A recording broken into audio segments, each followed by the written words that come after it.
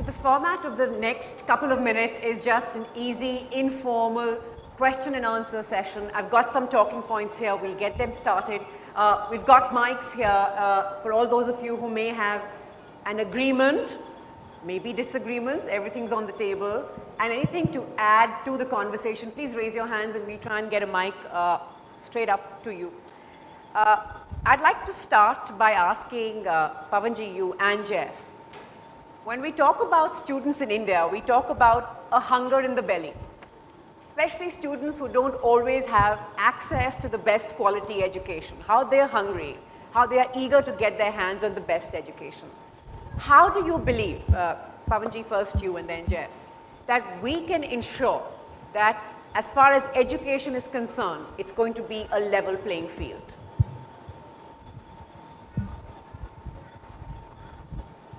There are two ways of looking at level playing field.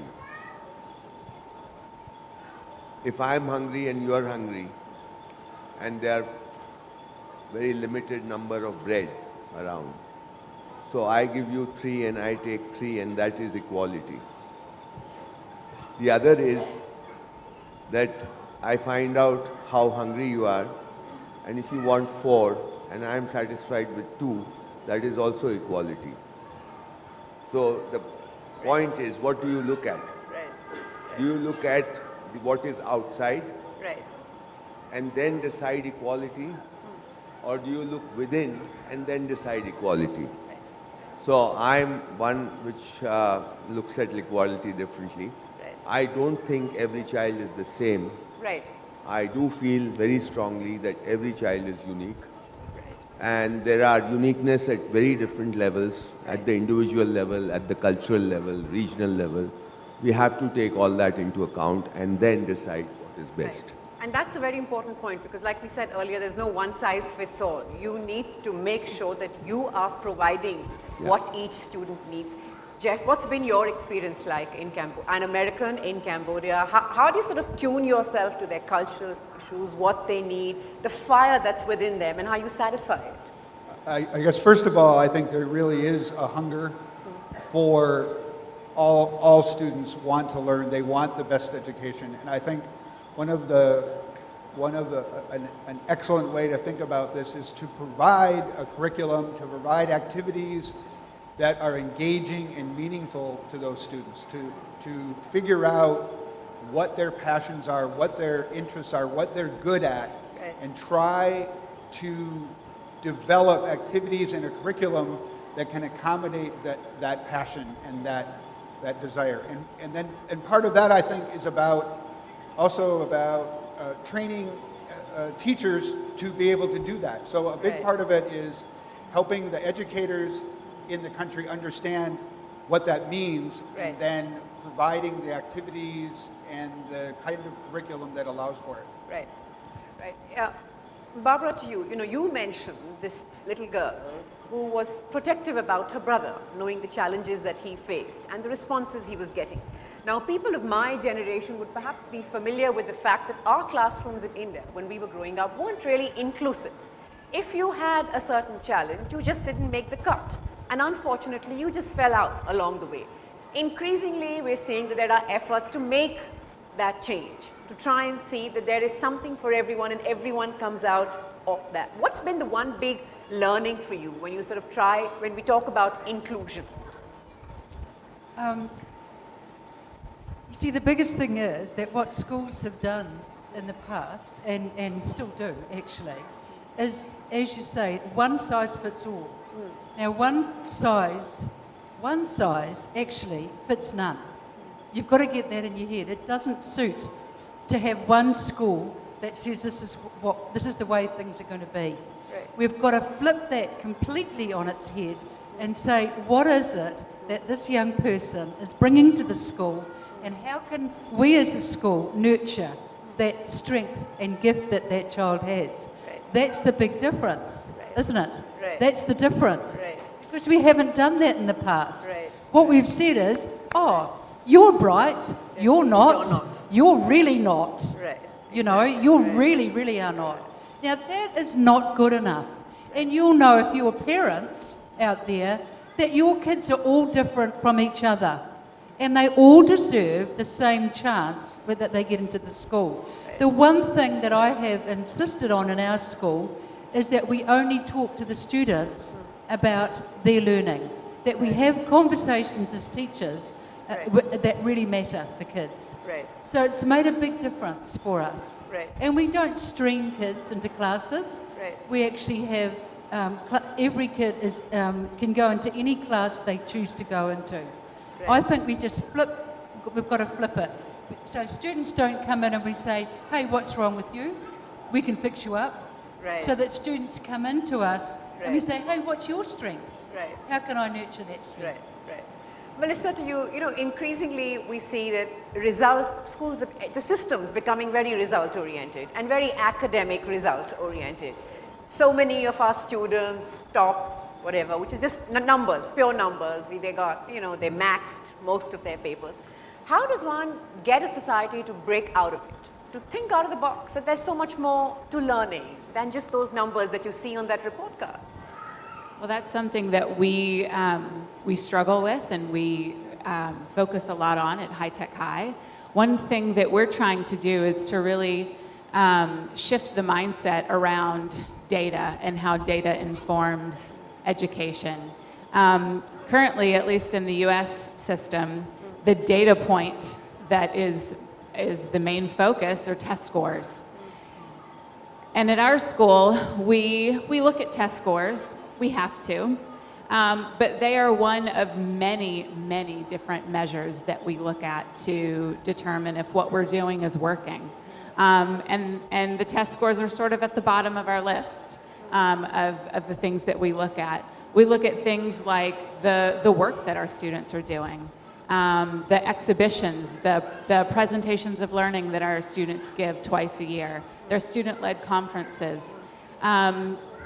We have a wealth of data that tells us if what we're doing is working. Test scores are one piece of that, and for us, they're a very small piece because we think that qualitative data is a lot more important and a lot more telling. Right. That's an important point there. Sugandha, to you, and then I'll take the same question to Pawanji, which is basically, we are seeing a generation that's coming up that doesn't want to get into teaching in India. You ask them what they want to be, and in the top 10 things that they may want to be, plan A, B, C, and you can go down to plan 10, being a teacher doesn't quite qualify. It's not cool enough anymore.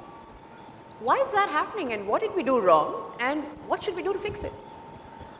Thank you for asking that question. It's a very valid question. Teaching right now is the only profession in this part of the world where the practitioners work in isolation. You can shut the door and not worry anybody.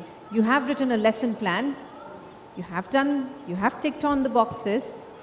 Now leave me alone with it. If you have that, it's an antithesis to how the entire world is operating. And that would not attract the right people. It would surely attract the isolated human beings who want to be by themselves.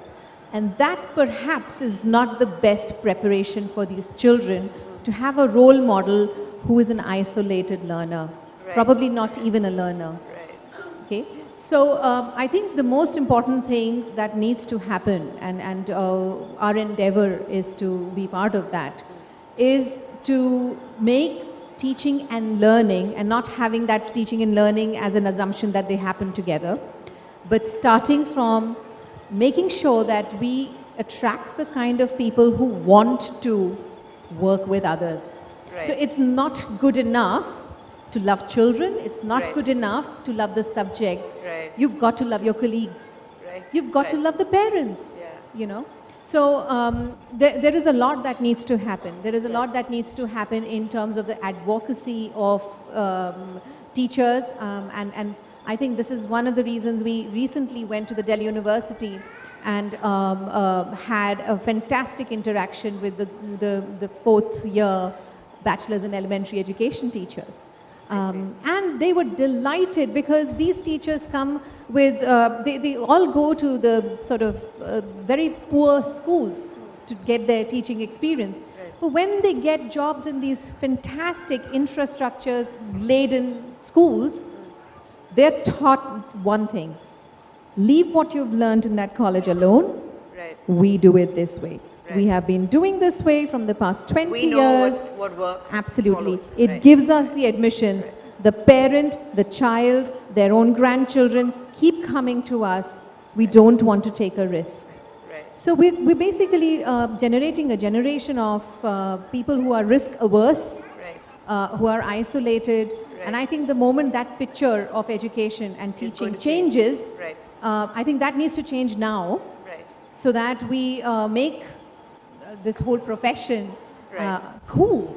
Right. You know? I think what we've begun Yes. doing is talking about it, which is perhaps the first step to sort of going actively and doing something about it. Pawanji, you know, you talk to them, they want to be bureaucrats, they want to be entrepreneurs, they want to be everything but teachers. We've heard what Sugandha says. How do you believe we can change that? How do we get our bright minds to teaching? What I feel is that, see, business works in a system, but business is not a system, right? Technology works within a system, market economy, but technology itself is not a system. Right. But education is a system in itself, Right. Right. okay? And that makes all the difference, because there's no creativity then. You know, you are just a worker, you are doing a job. I'm not talking about individuals here and there, Sure. but by and large, there's no creativity in a system, because the system starts governing you. So you become just a paid worker and you are just carrying out a job. So we have to loosen this thing. We have to break out of the system, and then this will happen. Right. This is what I feel. But time is short, I cannot elaborate upon it. Right, that's fine, right. You said time is short. Well, I'll take my cue from that. Last words from the panel. I'll start with you. I don't like the word ideal, but what for you is the kind of global education? And what sort of, you know, we're constantly told that we're creating students for a global world. We're creating a global student. It doesn't have to be someone who can only speak English or dress in a Western attire, but it's someone who's confident in his or her own skin. What for you is the right student for tomorrow? I think the right student for tomorrow is one that really knows and understands their own culture first and cares a lot about their own culture. And I think those students have a lot better chance to be global, so they understand themselves and who they are and how they fit into the larger world. Right. And one that then allows themselves to connect to the larger world, but within the context of their own culture. Right. Melissa? You know, I think Tony Wagner said, either in the clip that we showed tonight or in another clip, that that students are often, we talk a lot about problem-solving skills and critical thinking skills, but the students of tomorrow, the adults of tomorrow, not only have to know how to solve problems, but they have to know how to identify them. And so, you know, and our students have all the content that they could ever need to know at the touch of a finger on their smartphone. Right. And so I think it's our job to really focus on helping our students develop the skills to know what to do with that information that's at their fingertips. Right, right. Barbara, we're often told that the student today, many teachers say, often know more about the subject at hand than the teacher, because they've got technology at their fingertips and they've got Google ready to give them the answers. So how does one sort of prepare the student? How does one sort of shape the student? Well, I think we've talked about that tonight, actually, that we give them the opportunity to work in projects. One of the very worst things a school can do is to limit the students to what the teachers know, or what the curriculum demands, or what the assessment That's right. demands. The school has to give the students space to grow way beyond all of that. Right, right. Sugandha? Do you want to reiterate the question? Yeah, I was just saying that how does one really prepare this student that we're talking about, this Indian student, or the student from anywhere in the world that's going to sort of be a real global citizen, as it were, and be a fit and contribute to society anywhere, not just in their own country, but wherever, fit in wherever. I'd like to say something really small. If a child is not paying attention, we've got to pay attention to him or her. And children will learn. They are coded to learn. And if we believe that, we wouldn't have a problem of the child adjusting into tomorrow. Because that today, we have to have the complete belief that they will learn. And like Barbara said, if you limit that, Right. then the child feels the limitation and the constraints.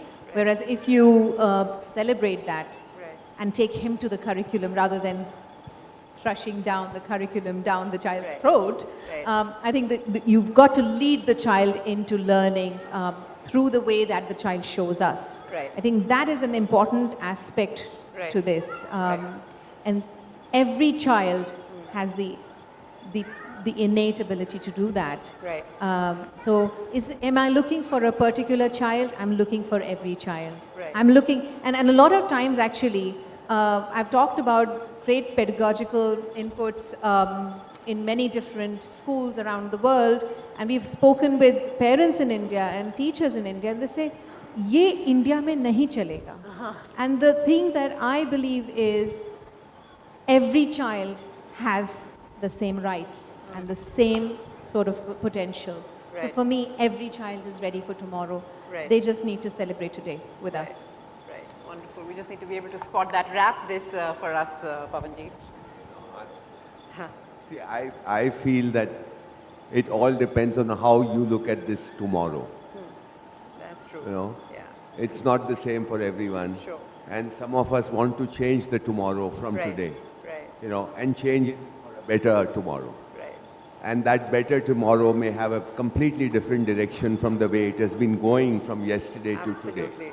Right. Right? Right. So if that is the vision, then I would say that I would prepare the child to just feel good about himself. That doesn't mean that's to stay stagnant, Right. but to basically to work on the intrinsic quality of human being.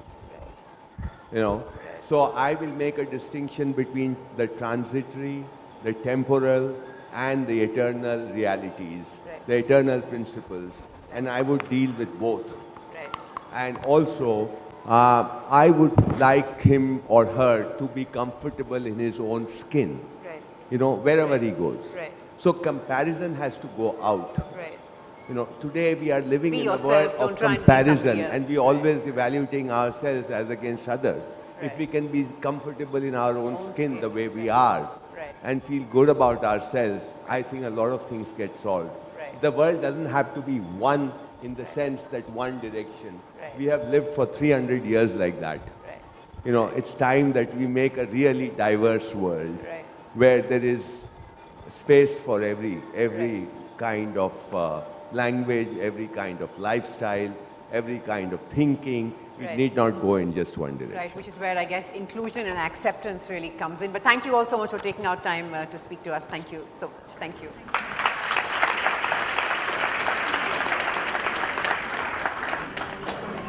Kia ora, greetings from Auckland, New Zealand, and it is a real privilege to be here. I'm principal of a primary school and elementary school called Freemans Bay School, which is in the heart of Auckland City. Our school has students from 5 years old through to 11 years old. And as you can see by our slide, our vision is encapsulated in the statement in engage